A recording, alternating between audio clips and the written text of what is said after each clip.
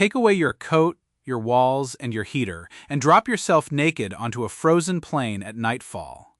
Within 1 hour, your body temperature would slide from a healthy 37 degrees toward the low 30s. Your fingers would stop obeying you, and your thoughts would turn slow and stupid as the blood pulled back toward your heart.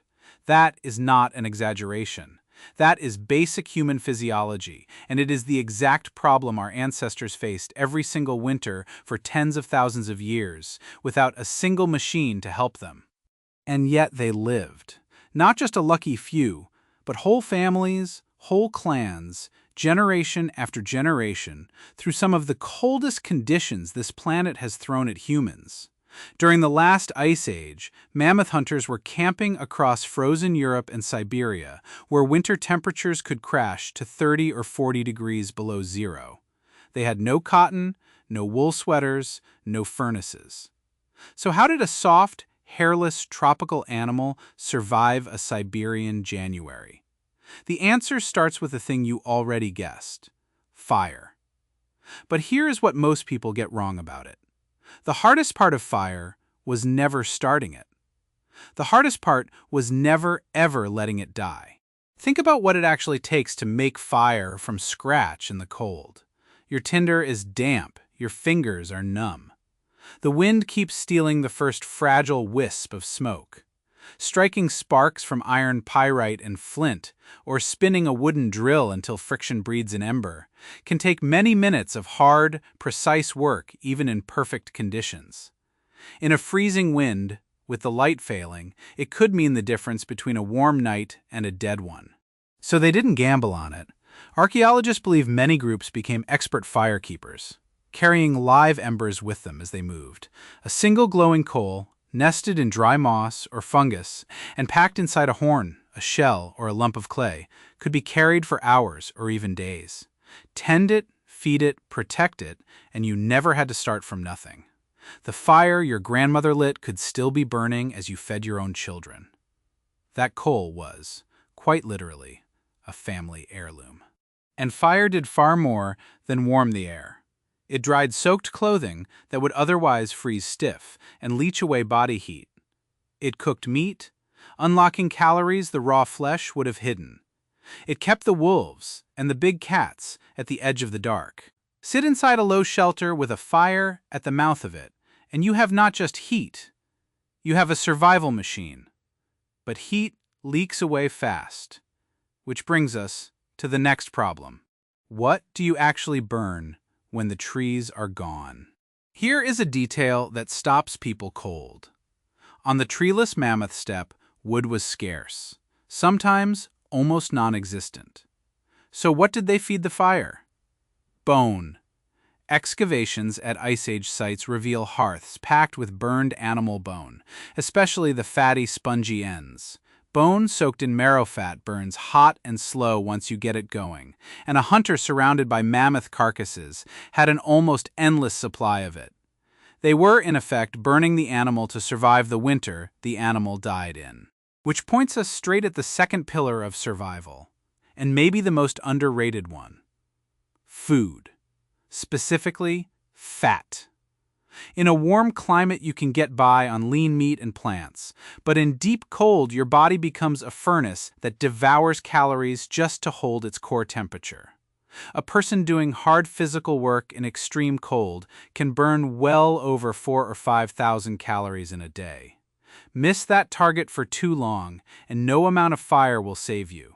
You will freeze from the inside because you have run out of fuel to burn. So winter survival was really a fat-loading problem, and they solved it before winter even arrived. Autumn was the season of frantic hunting and gorging, targeting animals at their fattest, right before the freeze. They prized the fattiest cuts, the marrow inside the bones, the organ meat, the layer of back fat that lean modern diets throw away. To an Ice Age hunter, fat was not a guilty pleasure. Fat was life. A lean carcass in December could leave you slowly starving, even with a full belly of meat. And then, the cold itself became a tool. Below freezing, the whole landscape turns into a refrigerator. Meat from a single mammoth, buried in a pit dug into permanently frozen ground or simply stacked under stones and snow, could stay edible for weeks or months. Some sites hint at deliberate storage pits used exactly this way. The animal you killed in the golden light of autumn could still be feeding your family in the black heart of winter.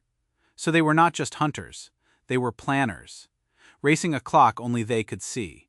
Now hold that thought, because even a well-fed body loses heat to the open air faster than it can make it. You need to trap the warmth. And that is where the third pillar comes in, the one draped across their shoulders. Clothing. Not a single hide thrown over the back like in the cartoons, but real, tailored, layered garments. And we are not guessing at this. At a 30,000-year-old site called Sungir in Russia, archaeologists found burials covered in thousands of tiny carved ivory beads, arranged in rows that trace the outline of fitted clothing. Caps, shirts, trousers, and moccasins sewn to the body. These people were not draping themselves in fur. They were dressed in tailored winter outfits, 30,000 years ago. The genius was in the layering, the same principle your expensive winter jacket uses today.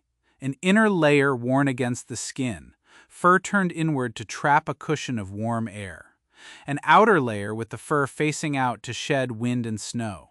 Between and within them, still air, because still air is one of the best insulators on Earth.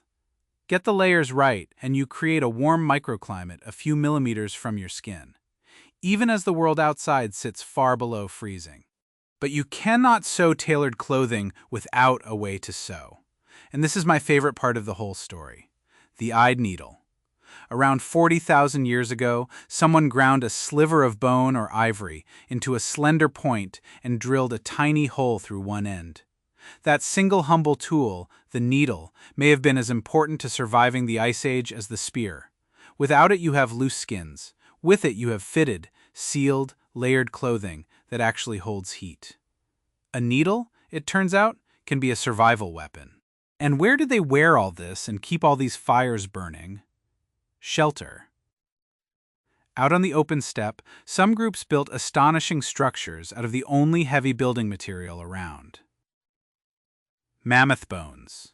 At sites like Mezhrik in Ukraine, archaeologists uncovered dwellings framed from the bones of dozens of mammoths, jawbones stacked in interlocking patterns, tusks arched over the entrances.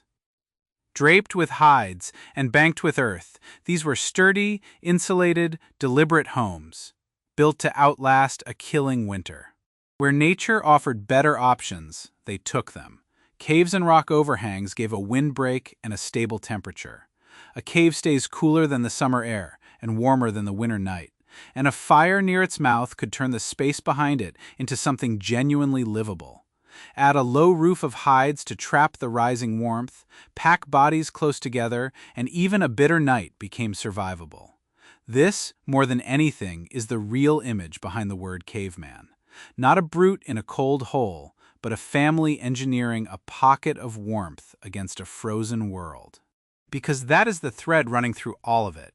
Fire that was kept alive across generations. Fat hunted and hoarded before the freeze. Meat stored in the ice itself. Clothing tailored with a needle. Homes built from the bones of giants. None of it was instinct. All of it was knowledge, taught, refined, and passed down, one winter at a time. The cold did not just test their bodies, it rewarded the ones who could think ahead, remember, and plan.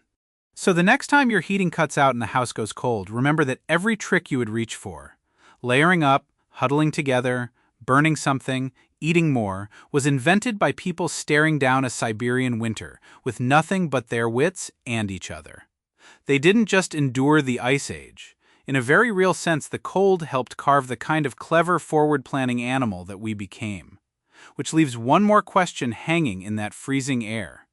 If this is how they survived the cold, how on earth did those same people survive the thing that hunted them in the dark? That is a story for another night by the fire.